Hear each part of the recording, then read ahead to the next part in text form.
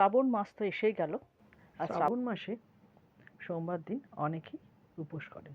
কি উপোস ভাঙার পর অনেকে সাবু মাখা খান। তবে সাবু মাখা সবাই খেতে পারে না, অনেকের অ্যাসিডিটির সমস্যা থাকে।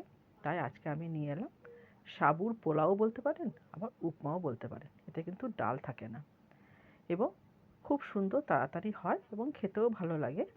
আর যারা সাবু মাখা খেতে পারে না তাদের জন্য এই রেসিপি। এটাতে ডালও থাকে না এবং উপোসের জন্য খুব উপকারী। অনেকে জানেন বানাতে, তবুও যারা জানে না তাদের জন্যই শেয়ার করলাম সাবুর উপমা বা পোলাও।